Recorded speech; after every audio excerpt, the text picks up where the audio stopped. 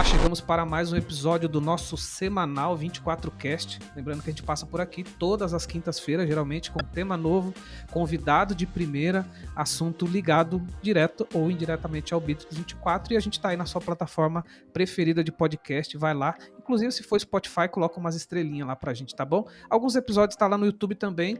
Marca a gente ou segue lá o canal para você acompanhar as atualizações. Hoje, mais uma vez, eu vou resolvendo dois problemas. Trazendo gente que conhece o assunto e revendo os amigos. Isso aqui é a parte boa aqui do 24Cast.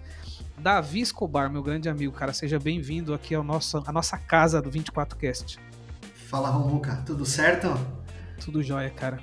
Maravilha. Hoje vai ser especial pra mim, cara, porque a gente tava falando aqui nos bastidores, você quase que acompanhou, acompanhou o nascimento da CRM Think, né? Início. A gente tava fazendo algumas quando coisas era só o Romuca sozinho, lutando com o Bitrix 24, ninguém mais sabia o que era.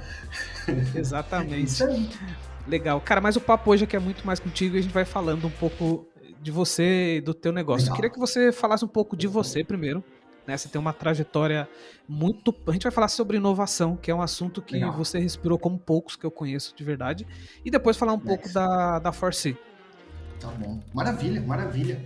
Bom, eu comecei minha carreira trabalhando efetivamente, né? Eu sou formado em Direito e eu comecei minha carreira efetivamente trabalhando com a parte de propriedade industrial no escritório aqui de Joinville, com a Cida e com a Josi e com a Bento.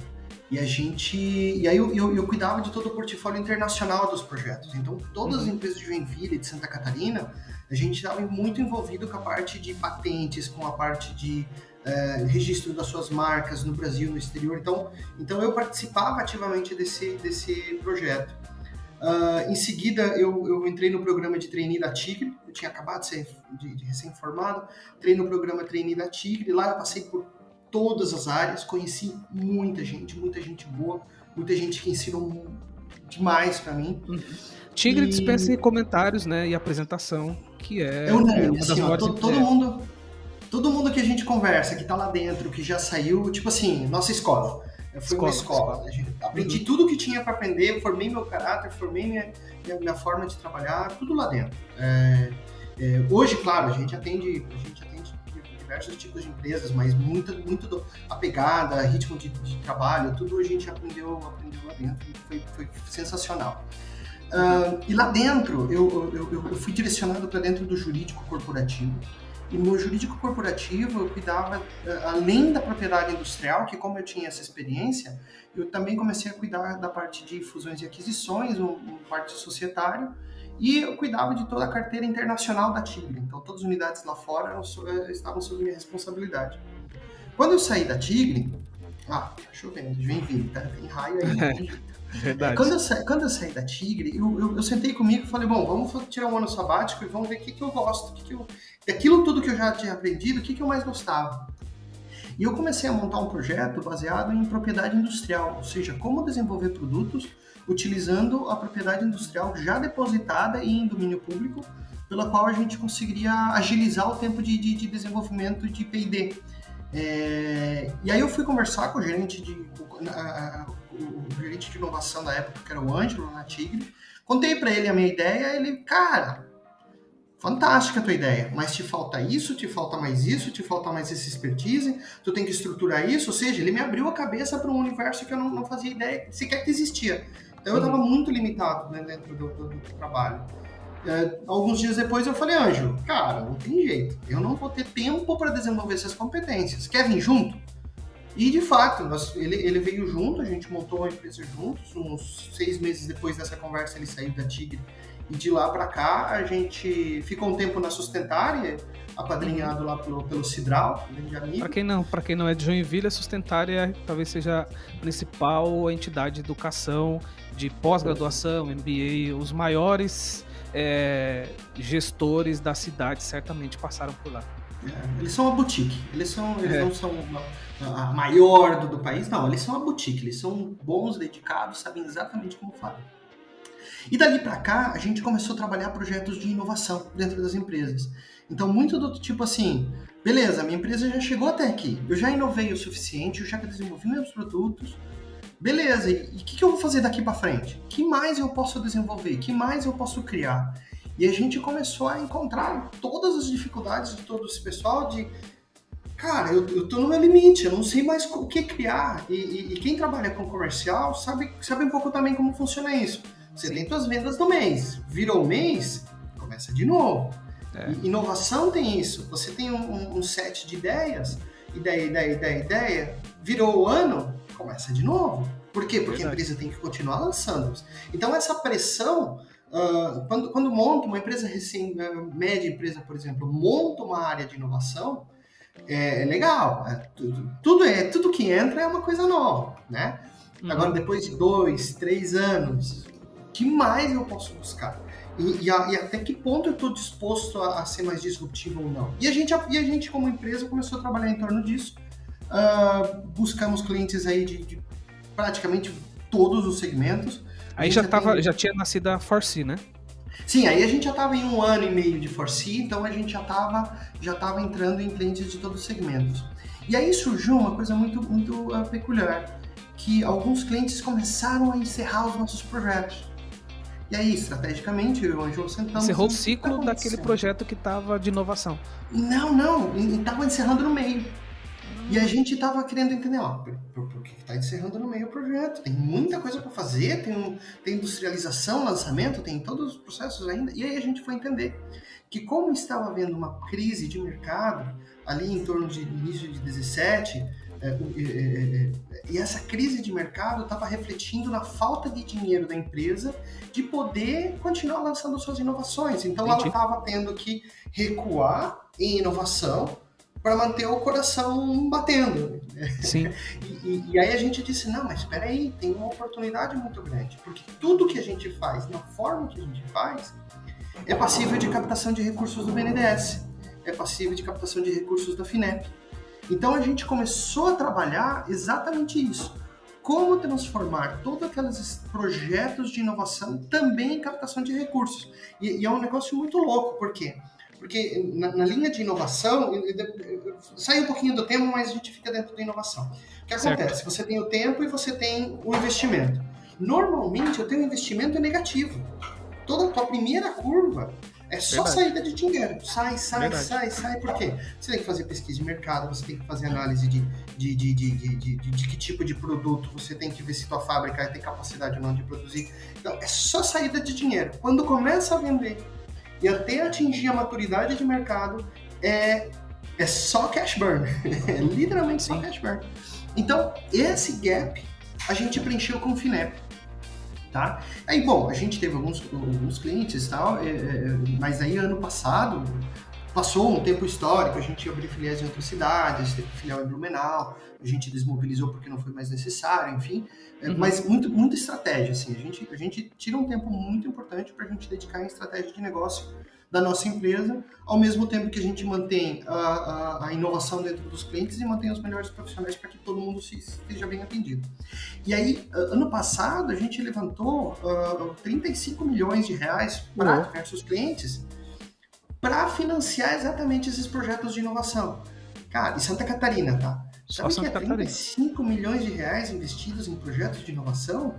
Isso vai refletir daqui a 2, 3, 4 anos, quando esses projetos entrarem no mercado, você vai ver Santa Catarina fazendo assim, ó, e nós não somos a única consultoria que faz isso, nós não somos os únicos que fazem isso, mas você vai ver isso daqui ao longo dos anos, Santa Catarina pujante em inovação. Por quê? Porque tem recurso com subsídio público. E não tem nada melhor no mundo do que você investir em inovação que tem risco com recurso público. E aí a nossa empresa se consolidou. E no caso da Forsee, vocês atuam o Brasil todo, né? Santa Catarina... Atuamos no Brasil todo. Acontece por vocês estarem aqui e tem a proximidade, né? Exatamente. A gente atua no Brasil todo. A gente estava, em 2020, a gente estava tentando viabilizar uma filial em Campinas, porque de lá nos levaria para o resto do país com mais intensidade. Muito mais, até pelo aeroporto. Sim. Eles estão conectando com o país todo. Só que a gente recuou um pouco daquele de 2020, era em 2019, aliás, a gente recuou um pouco em 2019, deu uma segurada nos investimentos e percebemos, e aí veio a pandemia, e aí a gente teve que cancelar tudo. Mesmo. mudou tudo, trouxemos a base para home office, então o cenário teve uma mudança bem significativa. Mas isso, de uma forma ou de outra, nos coloca, se a gente for ver esse montante que a gente captou, o pessoal tinha me falado a referência, eu não lembro, mas nós, como consultoria aqui em Joinville, nós representamos 3% de tudo que a FINEP liberou no ano passado e no anterior. Tipo assim, cara, 3% para uma consultoria do nosso tamanho, só em Santa Catarina, atendendo localmente, 3% de um Brasil é coisa, é um baita orgulho pra gente. Com certeza, parabéns. Pra gente e fez a gente se transformar. E aí a gente se consolidou. Então, 3 áreas. Nós temos a área de gestão de inovação, propriamente dito. Nós temos uma área de engenharia de produtos, onde a gente faz o projeto do produto, plástico, metal mecânico, é muito forte nosso. Gestão de projetos, então PMO, GP, a gente também atua dentro do nosso braço de engenharia, e o braço de captação de recursos do FINEP e do BNDES para viabilizar todos esses projetos. Então, quem mais faz o que a gente faz? Ninguém. Talvez um faz um pedaço, outro faz outro pedaço, mas de uma forma consolidada, de ponta a ponta. Ou seja, desde eu não sei o que eu vou fazer até financiar essa inovação, só eu conheço a gente que faz. A gente circula bastante no mercado e só nós atuamos dessa forma.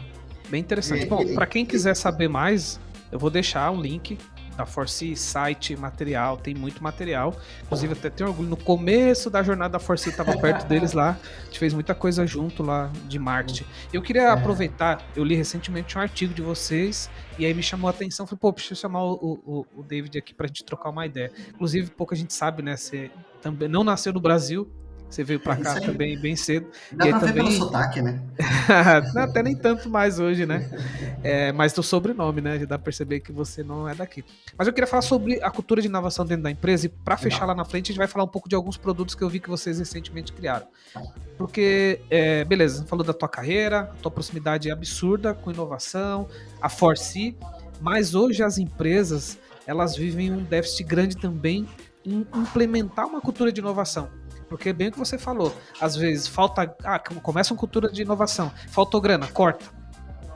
O que é a cultura de inovação? O que faz isso ficar vivo dentro da empresa? Queria que você falasse um pouco desse conceito, porque a gente fala com o Brasil inteiro, tem indústria, serviço, tem B2C, enfim, e eu vejo que esse tema inovação, ele vai para muitos caminhos, né? Mas é um desafio para todo mundo. Eu vou te provocar, já que estamos aqui, eu vou te provocar. O que é cultura? Aí que vem o primeiro ponto. O que é cultura? Eu tenho minha concepção, pra mim, aí eu falo pelo meu negócio, cultura é tudo aquilo que a galera faz aqui mesmo quando eu não tô. Isso aí. São as regras não escritas, né? No nosso caso aqui, a gente tem um manifesto de cultura, a gente se preocupou com isso, e a gente contratou a empresa Cultura e Code, e eles montaram o nosso manifesto de cultura. A nossa cultura, ela tá materializada. Tudo bem, mas a cultura surgiu antes do material, certo? Antes do material. A gente materializou para que ela tivesse uma perenidade. Né? Exato. Mas o que faz algo entrar ou sair da cultura?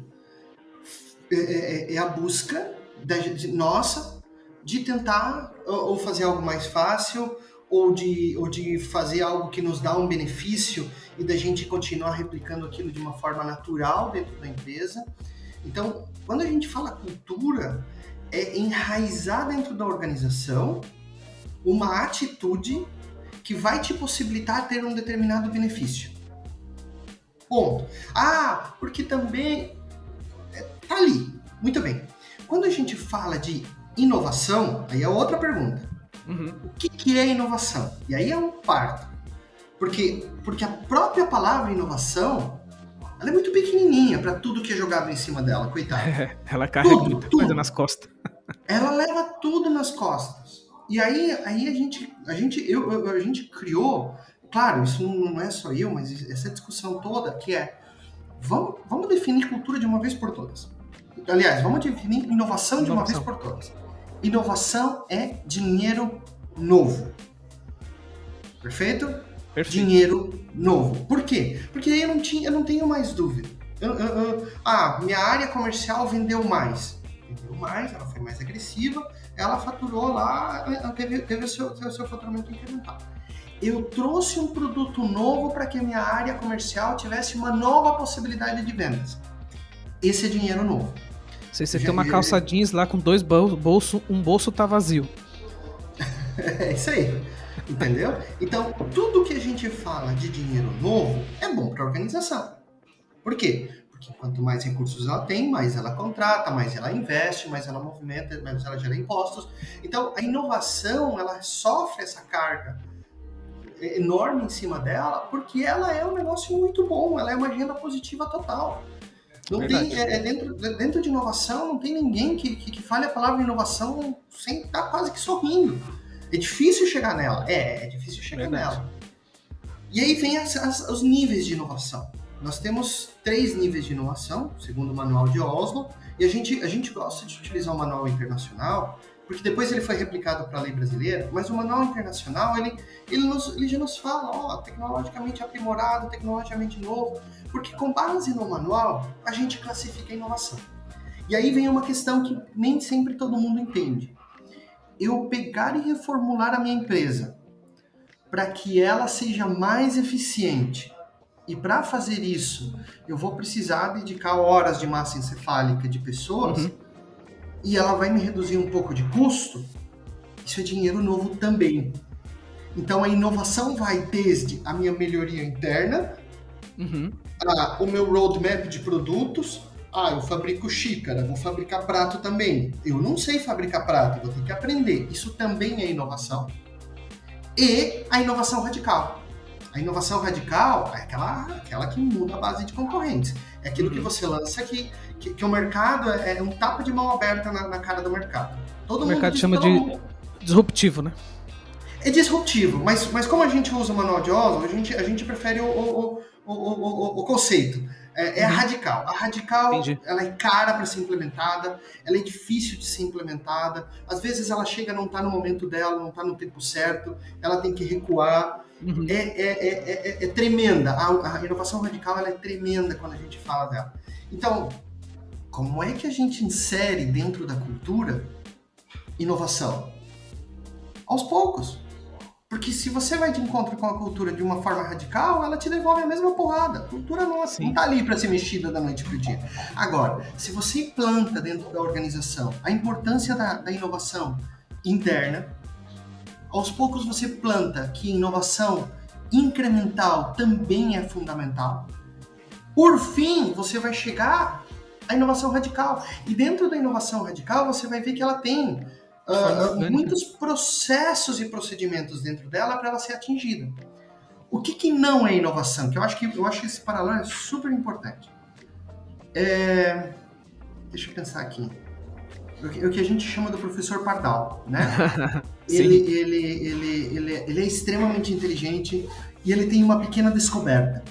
Normalmente o Eureka é atrelado a isso. Ele tem uma pequena descoberta. Dessa descoberta, o que acontece? Ele já acha que aquilo é um produto, vê que é caro lançar esse produto, porque normalmente uma descoberta está próximo de uma inovação radical, e a inovação radical é cara. Sim. Então ele diz, eu não tenho dinheiro para... Eu sou muito pequeno para minha ideia. E ele leva ela para uma empresa. Aí a empresa olha aquela ideia e diz assim, legal, mas eu não tenho como inserir isso no meu mercado. O que a empresa está dizendo? Na minha cultura, isso aqui é uma afronta muito forte. Sim. Eu preciso entrar devagarzinho. Eu preciso, dentro da minha empresa, chegar a essa mesma conclusão. Isso tem que levar anos para que ela possa se transformar em algo passível de ser lançado. Então, como a gente modifica uma cultura para que a cultura absorva a inovação de uma forma melhor, é de forma sistêmica começar aos poucos. Começar com a inovação incremental, todo mundo se acostuma, não incomoda mais. Daqui a pouco, dentro da área de produtos, você começa a identificar, aquelas inovações que eu estou gerando aqui, eu estou podendo gerar um produto novo para trazer o dinheiro novo. Né? Reformulei, adquiri um novo software aqui na minha empresa e agora é tudo GED. Agora tem um gestor de documentos. Isso é inovação? Não. Não necessariamente. Isso não é inovação. Por quê? Isso é uma melhoria interna. Isso não vai me trazer dinheiro novo, efetivamente. Perfeito. Agora, se eu encurto o tempo que eu estou utilizando para desenvolver um produto, se eu encurto o tempo que eu estou fazendo para entregar o serviço para o meu cliente de uma forma que vira dinheiro novo, todos vão ver o benefício e eles vão dizer assim, opa, agora sim, agora é esse processo. Ou reduzir 5 pessoas na equipe. Essas 5 pessoas que antes faziam essa tarefa não existem mais. Essas 5 pessoas agora podem estar dedicadas a tarefas de planejamento estratégico, podem estar dedicadas a algo um pouco mais incremental dentro do meu negócio. Perfeito. Dinheiro novo berrando. Então é assim que a gente traz a inovação. É assim que a gente faz com que ela... redução de tempo. Redução de tempo é uma parte de inovação bem importante. Legal. Tá? Deixa eu deixar aqui uma dica. No episódio 113, conversei com a Tati sobre cultura organizacional e a gente falou um pouco do nosso case e ela falou como implementar como tratar a cultura organizacional no geral. Então fica aí a dica desse episódio, tá bom? 113. Agora, David, tem uma velha máxima aí de que a rotina, o dia a dia, come qualquer estratégia no café da manhã, né? Como é que equilibra isso aí, cara? Rotina versus inovação. É uma balança que precisa ser equilibrada aí de alguma forma, não? Pela nossa experiência, a gente já chegou a uma conclusão muito importante. A inovação, e quando a gente um tempo aqui estudou, fez o curso do MIT de transformação digital, e ele nos abriu os olhos para uma coisa que a gente já sabia, mas que é crucial. Ela tem que vir de cima. Ela tem que vir lá do topo. Uhum. Por quê? Porque se você é um analista, por exemplo, e identifica processos de inovação que você gostaria de propor, alguns você consegue trazer melhorias que vão trazer esse dinheiro novo. Agora, para que seja massivo, ele tem que vir de cima, porque normalmente pode ter um investimento. E como é que faz para que isso venha de cima? Isso tem que entrar no planejamento estratégico da empresa. Perfeito. O planejamento estratégico devidamente comunicado para toda a organização, tendo uma área, um segmento que fale que a empresa está disposta a gerar dinheiro novo, ele quebra as barreiras que vão existir lá para baixo. Eles quebram os 500 e-mails que a gente recebe todo dia. Por quê? Porque a inovação ela passa a fazer parte integral da agenda, da nossa agenda. E aí, por exemplo, a gente, como nós fazemos, tá? Quando a gente entra numa empresa. Primeira parte é o diagnóstico. A gente faz um diagnóstico de inovação. O diagnóstico de inovação vai nos dizer onde a empresa está, para onde a empresa vai. E a partir desse momento, normalmente a gente faz um diagnóstico que faz uma classificação de competências é uma outra classificação, daqui a pouco eu lembro. Então ele Mas faz deve ser um mapa, né? É um mapa de calor. Então ele cruza habilidades com a estratégia e ele diz assim, olha, aqui você está em 5, a escala é de 1 a 10. Para você chegar em 5, para você chegar em 6, as práticas recomendadas são essas. Ah, mas eu quero chegar no 10. Calma, vamos primeiro chegar no 6. Sim. Então a gente, depois que a gente faz o diagnóstico, a gente consegue saber exatamente quais são as medidas e as ações que têm que ser tomadas para que a empresa possa subir. É muito normal, é muito comum dentro das organizações o diagnóstico, mesmo as que são muito maduras, tá? Tem organizações que são extremamente maduras, mas é muito comum esse diagnóstico nos dizer o seguinte, olha, você para o teu próximo passo de aprimoramento da tua cultura de inovação é colocar dentro da tua estratégia, ou seja, ter pessoas dedicadas a isso, ao teu crescimento, ao teu dinheiro novo, tá? E o crescimento, ele é assim, dentro do planejamento estratégico. Ele é orgânico, que é o que eu não vou fazer nada, ele vai crescer. Eu vou lançar novos produtos, vou prestar novos serviços, eu vou atingir novos mercados que não atuam ainda, ou eu vou comprar alguém que vai trazer um EBITDA para mim. Muito bem. Do orgânico eu não tenho o que fazer. O orgânico, ele não tem operação. Então, se eu crio dentro da minha organização que eu vou testar novos serviços, por exemplo, então eu vou ter que designar uma equipe, ou uma pessoa no mínimo, que vai pensar em novos serviços. Esta pessoa, o que o planejamento estratégico, o que a gestão está falando para a empresa? Olha, eu estou colocando essa pessoa, estou dando um pouco de budget, estou dizendo para ela percorrer aqui dentro da empresa, encontrar oportunidades de novos serviços e a gente lançar esses novos serviços no mercado. Dinheiro novo. Faz sentido. Ok? Então, e aí o que acontece? Aí vem o operational backbone. Se você operacionalmente não está pronto para prestar um novo serviço, essa mesma pessoa e essa mesma estratégia tem que estar ciente de que essa pessoa vai precisar de recursos para poder implementar isso. Nada se faz de graça, então tem que ter um certo investimento para poder. Por isso que tem que ter um stakeholder que banca ali essa ação, né? Tem que bancar. Porque às vezes ele vai dizer assim, mas eu não tenho dinheiro na empresa para fazer isso. Então vou ter que buscar lá do FINEP para cobrir esse gap de falta de dinheiro que eu não tenho agora para lançar essa inovação, e aí eu consigo quebrar essa curva de lançamento das inovações. Porque a decisão de um endividamento via FINEP é lá de cima. Então, sim, total. É por lá que acontece. Pode ser que aconteça de baixo, por exemplo, na VEG, esse trabalho dos painéis solares. Isso veio lá de baixo. Lá de baixo. Toda essa estrutura de desenvolvimento dos painéis solares foi de uma equipe que foi separada, segmentada, praticamente escondida no orçamento. Eu quero uma prova de conceito todo mês, e eles foram gerando provas de conceito, e uma delas se validou e ela se transformou nesse gigante aí que é a VEG, a VEG Solar. Então, assim, mas quem fez esse movimento foi alguém da diretoria, de segregar e poder trazer inovações disruptivas. E aí o que acontece? A empresa, a hora que ela se acostuma a inovar, a hora que ela se acostuma a estar gerando novos produtos, fazendo com que esses produtos tragam receita que ela não tinha antes, ela vicia. Aí entra na veia. E o que é isso? É a cultura que disse eu sou inovador. Aí você não precisa colocar no slogan da empresa quando vai fazer a propaganda. Todo mundo vai reconhecer aquele nome como sendo uma empresa inovadora, sem slogan.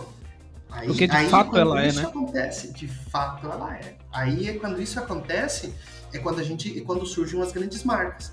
É quando surge uma marca, e não precisa ser as empresas gigantes. Existem empresas pequenas, médias, que são gigantescas em si, porque elas têm processo de inovação incrustado dentro delas. Tá, mas aí como é que eu... E aí aquela rotina, né, que você comentou. Como é que eu saio da minha rotina para inovar? Você percebe que se tiver alguém que está com a responsabilidade de inovar, e eu na minha rotina puder apoiar essa pessoa também, eu vou arrumar tempo para apoiar. Sim. Porque lá é importante. Quem vai receber louros, quem vai receber, talvez seja essa pessoa. Mas a organização vai se acostumar a ter sempre alguém que ela está ajudando. Mas tem que ter um dono, né? Se for, todo mundo vai inovar. Ninguém vai inovar. E empresas menores, sabe quem é essa pessoa? CEO. Às vezes é o dono. Sim. É muito comum existir um dono inventor que ele quebrou aquela curva do professor Pardal. Ele soube criar. E sempre tem, e é muito engraçado, das empresas que a gente conhece e a gente trabalha, se existe um grande inovador dentro da organização, que é o cara que tem ideias o dia inteiro, que é o cara que está a 1.000 por hora, que agride o mercado literalmente, sempre tem um contrapeso de gestão, de organização, Perfeito. Que preserva o caixa, que assegura que as coisas aconteçam dentro de processos.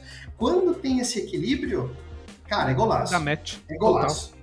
Você sabe que sem querer, a gente... Não sem querer, né? Mas não era a nossa ideia ter esse nome, mas dentro do nosso planejamento estratégico, que a gente faz todo ano, inclusive com o apoio do pessoal da Pamplona, e esse ano a gente criou, a gente tem um PO agora, e dentro das metas dele é criar 2 novos produtos pra gente, né? Seja de serviço, não deixa de ser um braço de inovação, é aquilo que você falou, a gente tem 2 bolsos na calça, às vezes um tá vazio, como é que a gente preenche esse outro bolso, né? Então, meio que destacou uma pessoa para isso. Você foi falando aí na tua conversa várias vezes sobre vários FINEP, não sei o que lá, você falou vários, queria que você falasse um pouco de possibilidade de investimento, quem são os caras dessas... Porque, na verdade, tudo que você está falando são aonde a ForeSee consegue navegar, sabe, processo, que ele pode buscar esse investimento. Queria que você falasse, talvez 5, eu não sei, alguns locais que as empresas talvez nem sabem, mas elas poderiam estar buscando com o apoio da ForeSee ou dentro de casa esse investimento. Legal. Eu acho que é legal deixar bem claro uma coisa. Tanto a FINEP quanto o BNDES, que são os grandes órgãos fomentadores de de inovação e industrialização do país. O BNDES é soberano hoje, o país? O BNDES, ele é o principal, tá? Ele é o principal. Existem agências estaduais que o representam. Mas Perfeito, ele é o grande fomentador e captador. Perfeito. Inclusive, ele capta dinheiro não só no governo, como ele capta no exterior também. Então, ele se enche de dinheiro para poder distribuir dentro do país. Ele é quem financia a infraestrutura, ele que faz muitas coisas. Mas assim, ó, não existe consultoria, isso, cara, eu não posso afirmar isso mais, que diga assim, ó, sem mim você não consegue. Você consegue. Entendeu? Então, se alguém, nossos alguém chegar na empresa e dizer assim, não, eu trago o BNDES, eu sou exclusivo, comigo você vai, eu vou te dar 100% de certeza. Esse é o cara que você toca para fora da empresa. Esse é o cara que você nunca mais recebe. Porque ele tá te mentindo na primeira frase dele, tá? E tem, tá? Fora isso, existe um trabalho de consultoria estruturado para facilitar os fluxos de captação e documentação de um recurso do BNDES e da FINEP. Ok? E eu sempre digo que para buscar esses recursos tem 5 ingredientes. Você tem que ter uma boa história, ou seja, tem que ser uma empresa, vamos lá, o FINEP não vai financiar a empresa fabricando cigarro, por exemplo. Verdade. Tá? Então tem que ter uma boa história, tem que ser uma empresa boa, legal, a comunidade dela. Tá?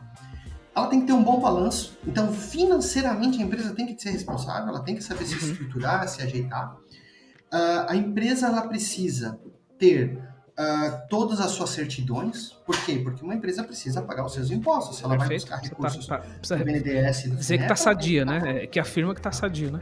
Ela tem que estar sadia de uma forma crucial. Ela tem que poder ter um projeto, um processo de inovação, pelo menos querer ela ter uma ideia plantada lá dentro para que haja esse gap. Porque sem o gap do recurso, ela está explorando ainda. Essa parte exploratória é muito difícil de financiar.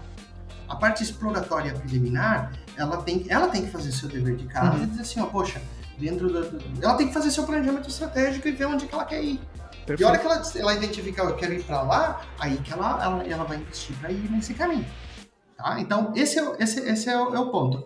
E o quinto item que já é um pouco mais técnico, mas como os bancos de fomento eles buscam muito a questão de te emprestar dinheiro público, o dinheiro que é barato e às vezes subsidiado, ele quer reduzir risco. Então ele te pede uma garantia real, que é um imóvel, normalmente imóvel da empresa. As empresas de TI têm uma dificuldade tremenda nesse ponto. Por quê? Porque ela aluga o espaço, ela aluga os computadores, ela aluga o servidor, e acabou. Eu lembro que no começo da pandemia surgiram vários acessos a algumas frentes para ajudar as pequenas e médias empresas de tecnologia, né?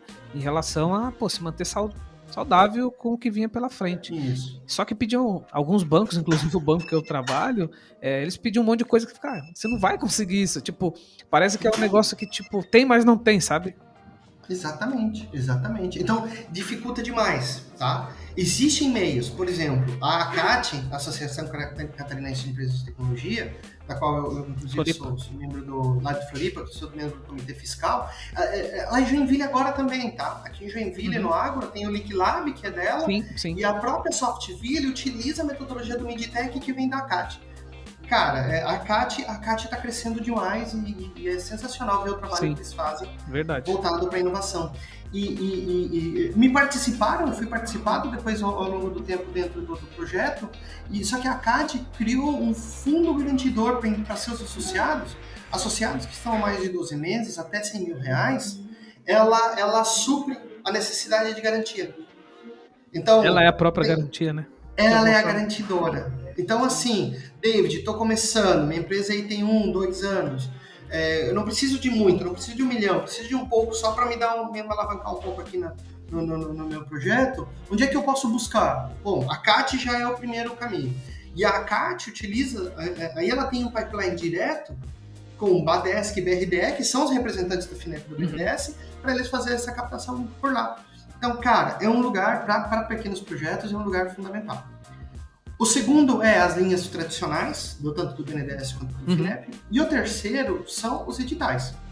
E curiosamente, nesta sexta-feira, nós estamos lançando, eu vou te marcar quando a gente fizer o lançamento, porque assim, ó, nós estamos fazendo um resumão de todos os editais que está tendo no país.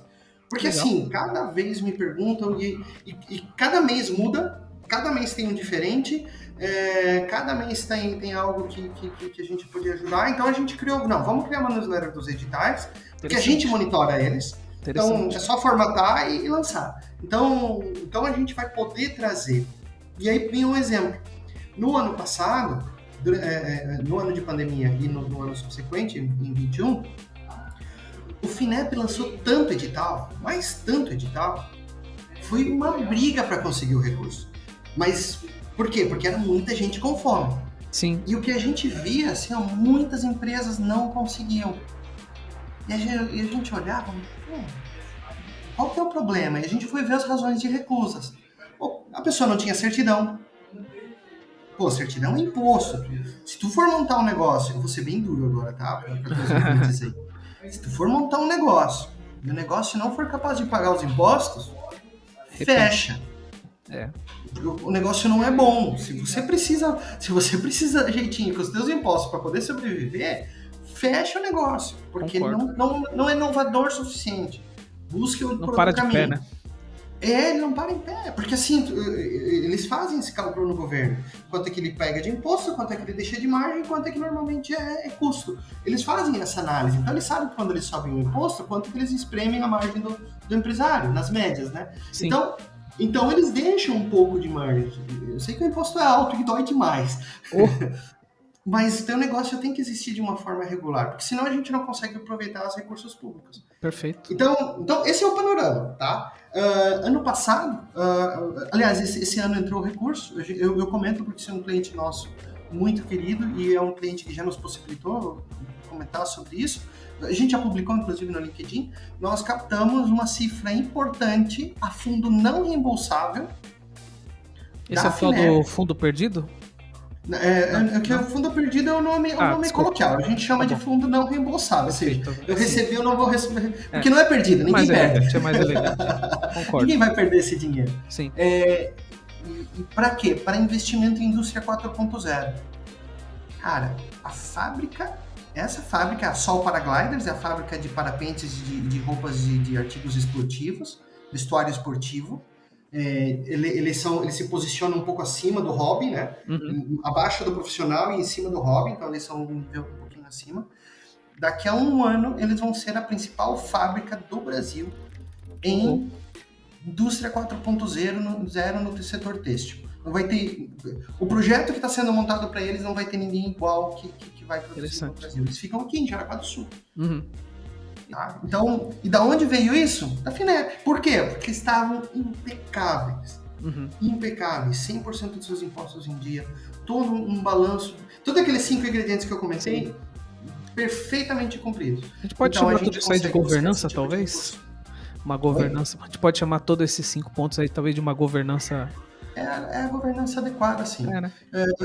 Muito, se traz muita atenção para isso quando a empresa é capital aberto. Sim, aí você fala da governança corporativa, governança interna. Mas simplesmente uma empresa de capital fechado, com um sócio, 2 sócios, que tem absolutamente tudo muito bem estruturado dentro de casa. David, outra questão que a gente vê bastante agora, principalmente, eu não sei se são mundos iguais, assim, que se navegam no mesmo mundo, mas também tem agora essa parte de investidores mais olhando para venture capital, mas aí não é um olhar só de inovação, né? É um olhar de um negócio como inteiro, só para separar, que coisa que eu fiquei pensando, e talvez a mesma confusão que eu tenho, talvez quem tá ouvindo vai ter, né? Que nós estamos falando de coisas diferentes, né? Buscar um dinheiro para construir um produto novo, inovador, vai te dar um novo dinheiro, ou buscar um dinheiro para criar um negócio do zero, ou alavancar aquele negócio. São 2 coisas distintas, certo?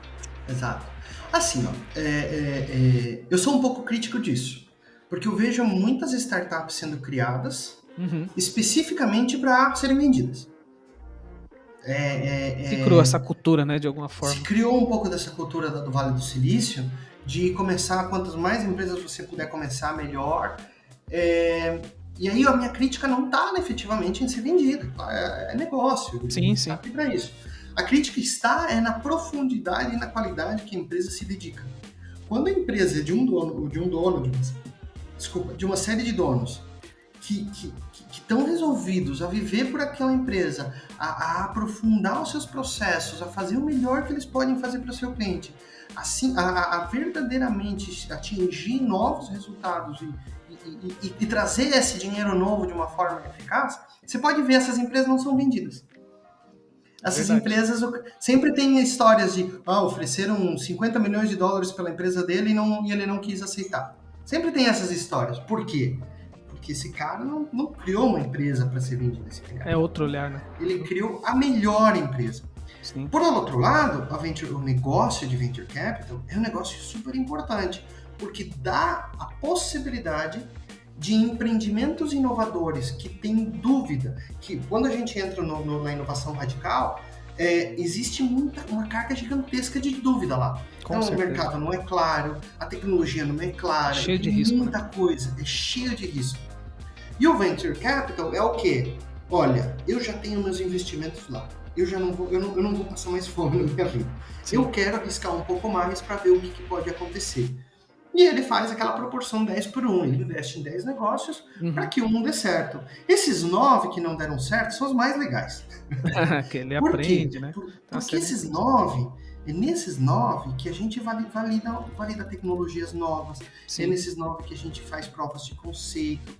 Uma indústria, quando faz uma prova de conceito, ela já sabe que ela vai levar muito tempo e muito mais investimento para entrar.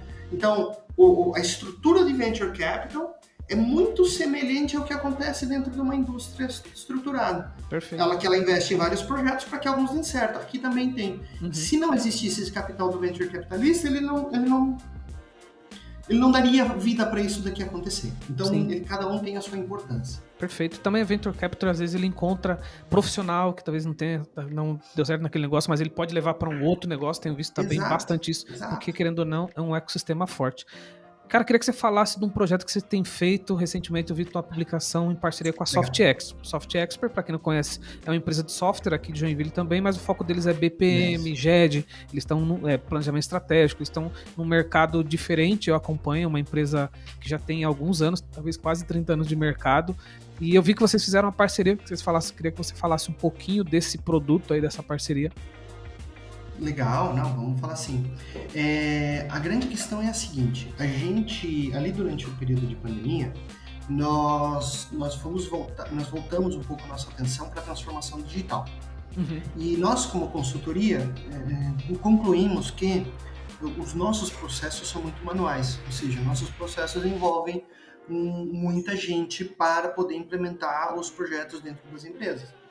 E também a nossa impossibilidade de escalar. Então, nós estávamos pensando como é que a gente poderia transformar isso. Nós já tivemos um projeto chamado Pemex Tech, inclusive você participou um pouco dele. Verdade. Porque ele tinha um público que não se interessou pela ferramenta, não estava disposto a pagar. Naquele conceito remédio-vitamina, era só vitamina. Entendi. E aí, a gente chegou a uma conclusão que se a gente propusesse aquela mesma estrutura, porém para dentro das empresas de médio e grande porte, para aumentar o nível de maturidade dos setores de inovação, ou seja, culturalmente, por quê? Porque se fica fácil, a cultura absorve e se transforma. Então, como a gente pode transformar isso em cultura? E por coincidência, eu cruzei dentro das minhas jornadas com o Ricardo Lepper. Que é o CEO. Ricardo falou, David, que é o CEO lá da SoftExpert. E ele falou, olha, David, muito legal isso aí tudo, mas eu revisei teu site aqui, eu estava vendo teu site aqui, e tem um negócio que eu gostei muito, que é como aumentar essa governança para a gente chegar numa captação de recursos com tudo estruturado. Daí a gente falou, bom, para eu chegar aqui com os documentos, para eu fazer uma captação de recursos com os documentos necessários, preciso ter um processo estruturado de gestão de inovação. E aí que a gente chegou à conclusão de, como é que a gente pode fazer que como é que nós podemos dar essa consultoria de gestão de inovação sem cobrar os valores altos que acaba ficando, porque a gente tem uma equipe grande para isso. Então, como é que a gente consegue reduzir e tirar a barreira das empresas de ter uma ferramenta que vai ajudar eles a fazer suas gestões de inovação? E foi um match perfeito, assim. A gente conheceu a plataforma deles, a gente entendeu que havia um potencial de mercado, trouxemos isso para dentro do nosso planejamento estratégico, determinamos quanto que a gente iria fazer de investimento, como é que nós iríamos nos organizar, como é que a gente ia se estruturar e começamos o investimento. Fizemos a parceria efetivamente formalizada, contratualmente, e, cara, de lá para cá foi só aprendizado. Assim, a gente está tendo muito sucesso. Ela foi lançada agora, a gente já está com 4 ou 5 clientes dizendo assim, tá, eu quero entender mais, porque esse negócio parece bom, esse negócio é legal. Então, estamos trabalhando exatamente em colocar isso dentro dos primeiros clientes. Uhum. É muito fácil para quem já tem o EC Suite da Soft Expert, porque ele já está com sua estrutura de usuário, já está com sua estrutura de servidor, ou nuvem, então tudo que ele tem que fazer é uma implementação. Então fica muito fácil para uma empresa dessas. E a ferramenta faz o quê? Ela faz 3 captações. Ela capta ideias externas, ela capta ideias internas e ela processa melhorias. Tá? Inclusive startups. Então, por exemplo, se a empresa diz eu quero abrir a porteira para trazer mais startups para dentro. Ali, pela própria ferramenta, é onde a gente possibilita. E é muito legal, porque o usuário que dá uma ideia, ele tem o seu próprio painel. Ele passa a ter o seu próprio painel da gestão das ideias que ele deu. E essas ideias, cada vez que elas vão avançando dentro dos portões de desenvolvimento do produto, ele vai recebendo feedback. E sabe o que acontece com um colaborador que dá uma ideia dentro da empresa e não recebe feedback? Desmotiva, né? Nunca mais dá uma ideia. Nunca. Sim. Ele pode ter uma ideia brilhante daqui a uma semana. Ele não vai dar essa ideia de novo, porque ele ficou chateado. Pô, eu dou ideia. Ninguém me escuta. Ninguém me ouve. Agora a gente dá uma ferramenta. E às vezes, por que não deram? Não, esqueceram. Ficou na mesa de alguém. A gente pode chamar esse empacotamento de uma metodologia junto com a solução? Método, sim, é um método. Aí o que a gente fez para a gente desenvolver esse método? Claro, usamos a nossa experiência, tudo que a gente tinha de histórico, e sentamos aí com umas Big 5 empresas aí de desenvolvimento de novos produtos, tal, empresas grandes, e fizemos um benchmarking com todas elas. Vem cá, me conta aí como é que é o teu desenvolvimento. E a gente ajustou, por quê? Porque esse método, para ele poder ser escalável, ele tem que atender o máximo de empresas possíveis. E aí a gente está comprovando que tá todo mundo, quem não tem essa metodologia, ele está vendo a nossa metodologia como sendo a possibilidade de ele finalmente estruturar esse trilho dentro da empresa. E aí o que acontece? Quando tem um trilho o projeto ele o projeto ele determina que de fases em fases a diretoria seja aprovadora daquela etapa. Então o que acontece? A hora que a diretoria começa a aprovar ideias que vieram lá do chão de fábrica, às vezes vieram da contabilidade. Cara, ele não tinha nem que dar ideia, ele só é contador da empresa. Mas ele dá uma ideia para buscar esse dinheiro novo. Essa ideia avança nos filtros e chega numa diretoria. Cara, sabe o orgulho que esse cara sente de poder contribuir dentro da sua organização? Cultura berrando. Você não precisa nem chamar isso de cultura, isso já incorporou. Verdade. Já incorporou, e aquele cara vai dar mais ideias. E imagina o RH, por exemplo, a hora que ele diz assim, poxa, quem que eu vou promover? Quantas ideias o fulano deu e quantas ideias o Beltrano deu? O Beltrano aqui, toda semana tá com uma ideia. É diferenciado. E metade das ideias deles avançaram até a segunda etapa. Esse cara é diferenciado, esse cara tá lutando pelo negócio junto com todo mundo. É olhar de dono, sabe? Interessante. Bem interessante. Então, e aí tá a nossa ferramenta exatamente para isso. Legal, se tiver material, a gente vai deixar o link aqui no descritivo do episódio. Depois acho que é bacana. Eu te mando o link também. Perfeito. Bom, porque você talvez possa então me perguntando por que a gente está falando disso. Todo mundo sabe, né? O 24Cast ele tem uma base muito forte que é o Bitrix, mas acho que a gente tem uma diretiva, existem ferramentas para várias outras possibilidades e cabe à empresa escolher o caminho que é melhor para ela. Eu eu olho dessa forma. Escolher tecnologia Sim. também passa muito por empatia, passa muito para ver o que cabe numa empresa e não cabe na outra. Então, é por isso que eu nunca tenho problema nenhum em falar de nenhuma ferramenta aqui no nosso podcast. O David, e processo, né, sim, Romuca? A gente tá aqui por processo com de certeza, pessoas. com certeza. É isso que faz o negócio rodar. Com certeza. Cara, e para fechar, o assunto de inovação, realmente você falou uma palavra bem, bem importante, ele carrega nas costas um caminhão de coisa. Para quem, acho que você deixou muita dica aqui, né? Para os empresários que pensam em inovar, para aquele cara que de repente desanimou e falou: ah, não, isso aí não serve para mim. Cara, qual o caminho que de fato ele tem que olhar e falar: não, cara, olha para esse caminho aqui, pensa com carinho, que aqui tem um negócio que talvez você tá deixando passar.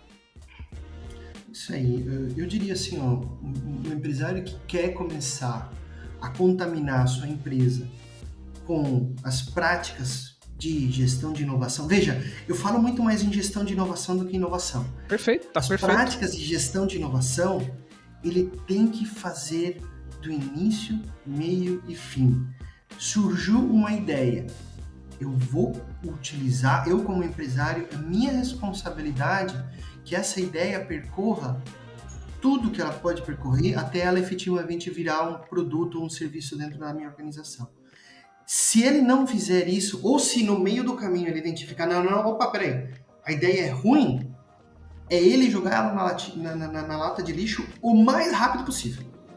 Sim. Para quê? Para não atrapalhar as ideias boas que estão vindo. Perfeito. E ela tem que chegar até o seu final. Não pode ser tão romântico, né? Exatamente. Se uma ideia é boa, ela tem que ir até o final. Se ela é ruim, ela tem que percorrer as etapas que vão até o final. Para quê? Para que no momento que identifique que uma daquelas etapas, não, ela é inviável. Ó, não existe a tecnologia necessária para ela no mundo. Você vai precisar para desenvolver essa ideia microcontrolador. Tem microcontrolador no mundo? Não. Adeus, ideia. Foi muito legal, você me ensinou muito até agora, mas neste momento você é impossível. Posso te retomar daqui a um tempo? Posso, mas eu começo do zero, porque o mercado muda ao longo do tempo. O Google faz muito isso, né, cara? Eles têm coloca um produto, abandona aquele produto zero romantismo. Ó, esse produto não tem mais, acabou. Às vezes até produtos interessantes, mas talvez por olhar deles não faz o menor sentido. Eu acho isso... Eles colocam caminhões de dinheiro nesse tipo de situação. Sim. E a Google, você citou a Google, e para mim, veja, quando a gente vai trabalhar com a Google, eles são documentados, eles são estruturados, eles não são... eu tive essa... privilégio, exatamente, você trabalhar muito perto deles e tudo mais, e mexe com você não sai de lá do jeito que chegou. Não é uma inovação rápida não, é tudo estruturado e tudo documentado. Eles investem em patentes. Esse tempo eu estava escutando uma startup. Verdade. Não vou investir em patentes porque... Por que você não vai investir em patentes? Porque no Brasil eu não confio. Tudo bem, mas você não pode partir dessa premissa. Você tem que partir da premissa que se você tiver uma patente, você aumenta teu mecanismo de defesa em relação aos teus concorrentes. Mas se o concorrente modificar um pouco, deixa ele fazer o trabalho dele, ele vai ter que trabalhar para modificar, pelo menos não vai te copiar igual. Então, assim, tem que ser enfrentado.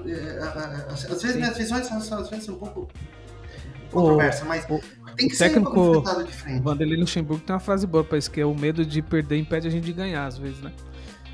E eu concordo com ele. Cara, não quer... não vou mostrar pro mercado porque podem copiar. Isso aí é uma balela. Cara, muito bom o nosso bate-papo. Faz tempo que a gente não parava pra bater um bate-papo. Esse aqui é o lugar certo. Cara, deixa aí onde que é os melhores lugares para te encontrar. A gente vai deixar aqui o teu LinkedIn. Você está sempre se movimentando por lá. Deixar os materiais que a gente falou aqui. E te agradecer, deixar um abraço pro Ângelo aqui também. Faz tempo que eu não vejo. E eu tenho muito orgulho, né, de estar aqui perto de você, porque quando você começou um pouco antes de mim, eu estava ali com você ajudando em algumas frentes, depois eu resolvi empreender também, e é muito legal saber que a gente está conseguindo fazer a nossa parte, né, de alguma forma. E eu acho que a gente vive isso também. Eles olham assim, mas o David tá com parte C agora, tá com esse cara, mas você não sabe a jornada. A gente teve história que a gente trabalhava junto na casa do David, ele nem tinha um filhinho dele, né? E a gente ficava lá à noite, coitada lá da esposa dele, e a gente pensando lá em estratégia e tudo mais. Então, assim, é isso, né? Todo mundo vê onde você chegou, mas não vê a treta que foi para chegar lá, né? Mas o que é legal, Romualdo, e essa é outra coisa que eu deixaria para os empresários, até porque esses dias surgiu um cliente nosso e deixaria como recado final. Cara, pensar em estratégia. Cara, sentar, montar... vou montar minha SWOT. Cara, é banal montar uma SWOT. É banal montar uma SWOT. Mas o pessoal não faz. Tem que fazer, tem que montar, tem que ter autocrítica. O que eu posso ser melhor? Onde é que eu tô errando? Enfim, então... isso te ajuda. Isso faz com que a coisa aconteça de uma forma melhor. Por menor que seja o teu negócio. Concordo. É duro, às vezes, você olhar e falar, caramba, eu sou ruim nisso aqui, mas pelo menos você vai poder mitigar onde você sabe que tem problema, onde você sabe que tem risco, né? David, cara, mais uma vez quero te agradecer aqui pelo bate-papo e voltem mais vezes aqui. É só chamar, estamos à disposição. Fechado. Valeu, David. Obrigado, viu, cara? Prazer, Romucão. Um abraço, até mais. Abraço. Galera, estamos chegando ao final aqui de mais um episódio do nosso 24cast. Lembrando, a gente passa por aqui todas as quintas-feiras. O episódio de hoje, tenho certeza, vai levar muitos insights aí pra você, tá bom? Entra lá no site da 4C. 4C, pra quem sabe, é 4C, mas a gente vai deixar... 4CI? 4CI, tá bom. Porque o domínio tem que ter 3 letras. A gente tem que colocar o I. 4CI, mas a gente vai deixar os links aqui. Tem muito material lá no blog deles, muitos artigos interessantes, como o que eu fui impactado, que eu resolvi chamar o David pra gente conversar. Tá bom? Valeu, galera. Até o próximo episódio.